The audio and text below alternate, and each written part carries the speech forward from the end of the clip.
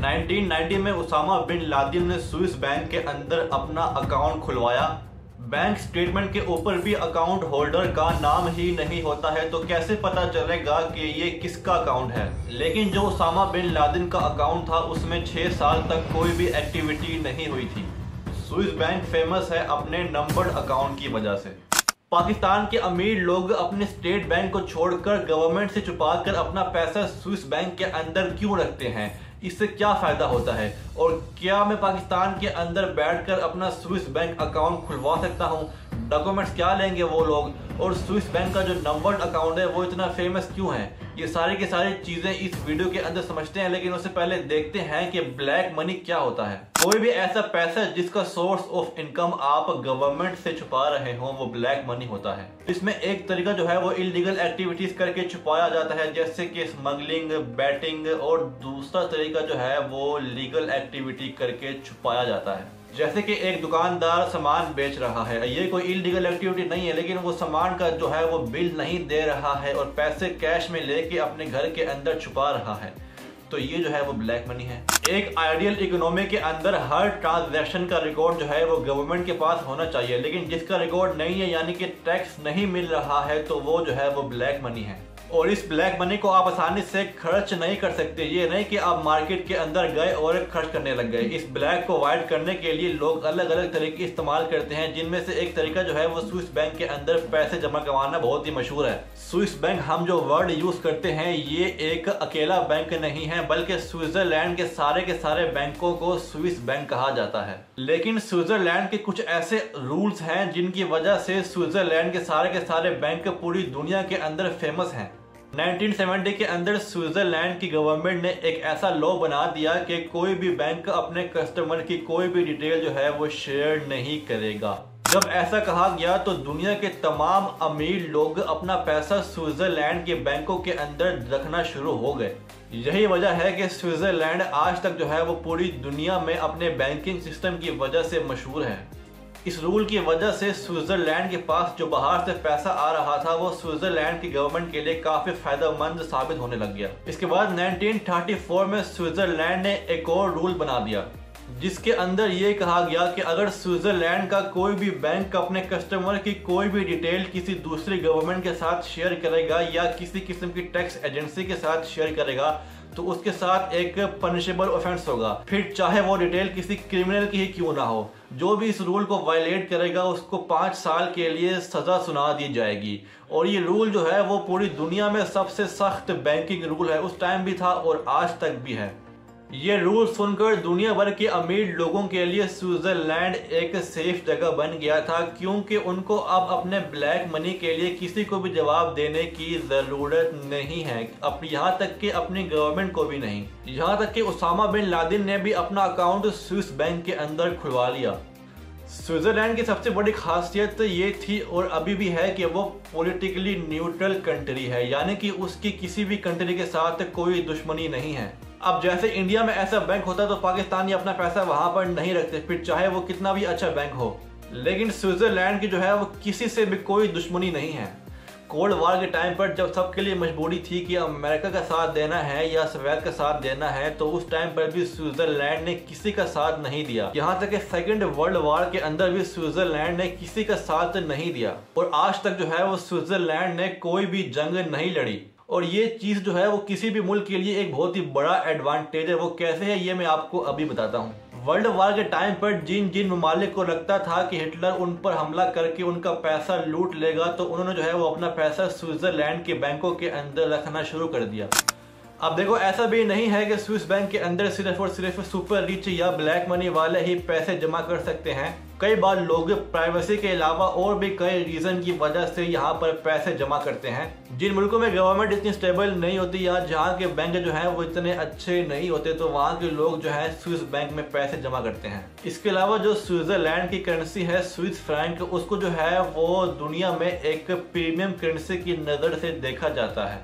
तो इन सब चीज़ों को देखकर लोगों को दुनिया के बाकी मुल्कों की बजाय स्विट्जरलैंड के बैंकों पर ज़्यादा भरोसा होता है। और ये चीज़ जो है वो स्विट्जरलैंड बहुत ही अच्छी तरीके से समझता है, इसीलिए जो है वो काफ़ी मुल्कों ने स्विट्जरलैंड पर प्रेशर बनाया है कि आप अपने जो ये रूल हैं इनको थोड़ा ढीला करो। लेकिन स्विट्जरलैंड ने किसी की बात नहीं सुनी, बल्कि रूलों को और भी स्ट्रिक्ट कर दिया है कि अगर कोई भी डिटेल जो है वो मुल्क से बाहर जाती है तो उस पर एक पनिशेबल ऑफेंस होगा। अब ये देखते हैं कि स्विस बैंक में अकाउंट कैसे खोला जा सकता है। दुनिया में किसी भी मुल्क का रहायशी जो है वो स्विस बैंक में अकाउंट खोल सकता है। आपके और मेरे जैसे लोग भी घर बैठकर स्विस बैंक में अकाउंट खोल सकते हैं। लेकिन बस एक ही दिक्कत है कि 1 मिलियन स्विस फ्रैंक जो हैं वो हमारे पास होने चाहिए मिनिमम। बाकी मैक्सिमम जो है वो कितने भी हो कोई फर्क नहीं पड़ता। स्विस बैंक में अकाउंट खोलने के लिए आपकी उम्र 18 साल से ज़्यादा होना चाहिए। आपके पास एक वैलिड पासपोर्ट होना चाहिए जिसकी जो एक्सपायरी हो वो 6 महीने जो है वो रहती हो। लेकिन इसके अलावा ये लोग आपकी एक CV भी लेते हैं जिसके अंदर आपकी स्किल, आपका एक्सपीरियंस, आपने कहाँ पर काम किया और कहाँ पर काम कर रहे हैं, ये सारी डिटेल जो है वो शामिल होती हैं। और जो पैसा आप स्विस बैंक के अंदर जमा करवाओगे वो पैसा आपके पास कहाँ से आया इसकी भी डिटेल जो है वो आपको देनी पड़ती है। स्विट्जरलैंड में आप किसी भी टाइम जोन और किसी भी लैंग्वेज में जो है वो कनेक्ट कर सकते हो। इंटरनेशनल कस्टमर के लिए हर फैसिलिटी अवेलेबल है। पहले तो ये बिल्कुल ही सिंपल प्रोसेस था, लेकिन स्विट्जरलैंड में जो है वो काफ़ी इंटरनेशनल प्रेशर आए और नए नए मनी लॉन्ड्रिंग लॉ भी आए। तो इसी की वजह से पहले के मुकाबले में स्विस बैंक के अंदर अकाउंट खुलवाना थोड़ा मुश्किल हो गया है। लेकिन इन सब स्ट्रिक्टनेस के बाद में कोविड-19 के बाद से स्विट्जरलैंड के अंदर स्विस बैंक में और भी ज़्यादा पैसा आने लग गया है। अभी जो यूक्रेन और रशिया की वार चल रही थी तो उसके अंदर भी यूक्रेन और रशिया ने जो है वो अपना सारा का सारा पैसा स्विस बैंक के अंदर ही रखवाया है। तो इसीलिए स्विस बैंक की डिमांड जो है वो काफ़ी बढ़ गई है। अब देखो, स्विस बैंक का जो आम अकाउंट है वो तो घर बैठकर कोई भी आसानी से खुलवा सकता है। पाकिस्तान के अंदर बैठकर आप भी स्विस बैंक के अंदर अकाउंट खुलवा सकते हैं, लेकिन अगर आपके पास मिनिमम रिक्वायरमेंट पूरी है तो। लेकिन स्विस बैंक फेमस है अपने नंबर्ड अकाउंट के लिए। ये वो अकाउंट होते हैं जहां पर जो है वो रिच और पावरफुल लोग जो हैं वो अपना पैसा रखते हैं।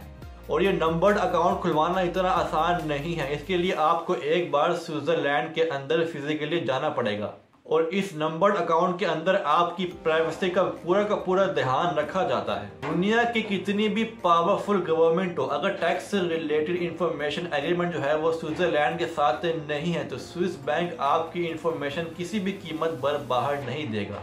और ये जो नंबर्ड अकाउंट होता है इसकी खासियत ये है कि नाम की जगह आपको एक कोड मिलता है। बैंक के सिर्फ कुछ लोगों के अलावा किसी को नहीं पता होता कि इन अकाउंट्स के अंदर क्या हो रहा है। नॉर्मली अगर किसी को पैसे भेजने हो तो उसमें उसका नाम, अकाउंट नंबर, ब्रांच कोड वगैरह जो है ये सब चीज़ें चाहिए होती हैं। लेकिन जो नंबर्ड अकाउंट होता है स्विस बैंक का, उसमें सिर्फ एक नंबर शेयर करते हैं और सारा काम हो जाता है। नंबर्ड अकाउंट में regulatory compliance, anti money laundering और ओब्लिगेशन वगैरह जो है वो सब चीज़ें चेक की जाती हैं। ऐसा नहीं है कि कोई भी गया और पैसा जमा करवा के आ गया, प्रॉपर वेरिफिकेशन होता है। और एक बार अगर सब चीज़ें चेक होने के बाद आपका अकाउंट स्विस बैंक के अंदर ओपन हो गया तो कस्टमर की जो आइडेंटिटी होती है उसको बताना स्विस बैंक की सबसे बड़ी प्रायोरिटी बन जाती है। नंबर्ड अकाउंट में जो बैंक का कंप्यूटर होता है उसके अंदर कस्टमर का नाम तक भी नहीं आता है। बैंक का कोई भी एम्प्लॉय आपकी आइडेंटिटी को नहीं देख सकता। अगर कोई साइबर क्राइम भी होता है तब भी आपका नाम बाहर नहीं आता है। जो बैंक स्टेटमेंट होता है उसके ऊपर भी जो है वो अकाउंट होल्डर का नाम नहीं होता है, बल्कि उसकी जगह एक नंबर होता है जो कि उस पूरी अकाउंट की बेसिस होता है। और इस नंबर्ड अकाउंट को चलाने के लिए खर्चा भी बहुत ही आता है। इसका एनुअल चार्ज जो है वो $300 है। अगर आप स्विट्जरलैंड के बाहर रहते हैं तो बैंक आपसे एक नॉन रेसिडेंशियल फीस भी चार्ज करता है। इसके अलावा अगर आप चाहते हो कि बैंक स्टेटमेंट भी आपकी कंट्री में रहा जाए तो वो फैसिलिटी भी स्विस बैंक देता है, क्योंकि बैंक स्टेटमेंट से गवर्नमेंट तक इंफॉर्मेशन जा सकती है।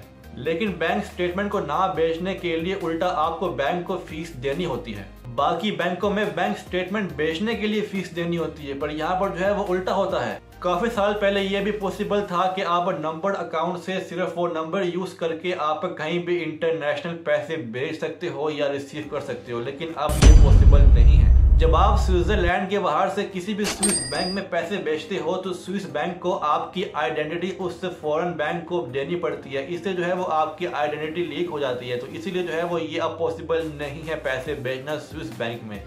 जब आप नंबर्ड अकाउंट स्विस बैंक के अंदर खुलवाते हो तो आपको चेक बुक भी नहीं मिलती, क्योंकि उससे जो है वो नंबर्ड अकाउंट का पूरा मकसद ही खराब हो जाएगा।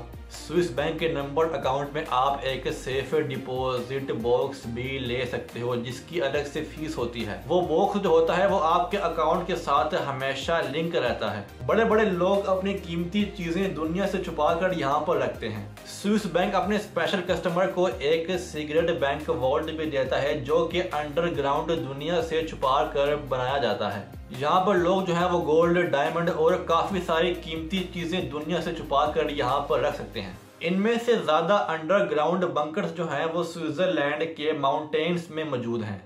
ये बंकर कभी आर्मी ने बनाए थे, लेकिन बाद में जो है वो स्विस बैंक ने इन बैंकर को खरीद लिया। ये बंकर हर किसी को नहीं मिलते, सिर्फ उनको मिलते हैं जिन्होंने एक खास तरह का सिक्योरिटी क्लियरेंस पास किया होता है। इनमें से कुछ बंकर को जानबूझकर रोड की कनेक्टिविटी से काट दिया जाता है। यहाँ पर सिर्फ और सिर्फ हेलीकॉप्टर से पहुंचा जा सकता है। इस लेवल की सिक्योरिटी है, आप सोच सकते हैं। और इनका जो रेंट होता है वो $5 लाख होता है। अब आप सोच के देखिए, अगर रेंट इतना है तो अंदर पड़ी हुई चीज कितनी कीमत की होगी। लेकिन दुनिया के अंदर बहुत ही पैसा है। ये सारे के सारे वॉल्ट जो है वो हर टाइम रेंट आउट ही रहते हैं, सोल्ड आउट रहते हैं, कोई भी खाली नहीं रहता। 2008 की फाइनेंशियल क्राइसिस के बाद लोगों को करेंसी से ट्रस्ट ही उठ गया है। अब वो जो है वो गोल्ड या फिर डायमंड लेके इन बंकर्स में रखते हैं और कोड के साथ जो है वो अपनी जनरेशन को ट्रांसफर करते रहते हैं। लेकिन कुछ ऐसी भी कंडीशन हो जाती हैं जिनमें स्विस बैंक अपने कस्टमर की आइडेंटिटी, अपने कस्टमर की डिटेल्स जो है वो बाहर की गवर्नमेंट को दे देता है। अगर मनी लॉन्ड्रिंग, ब्लैकमेलिंग वगैरह के केस होते हैं तब इंफॉर्मेशन शेयर की जाएगी, लेकिन सिर्फ और सिर्फ इंफॉर्मेशन ही शेयर की जाएगी। सारा का सारा पैसा उठा कर नहीं दे दिया जाएगा।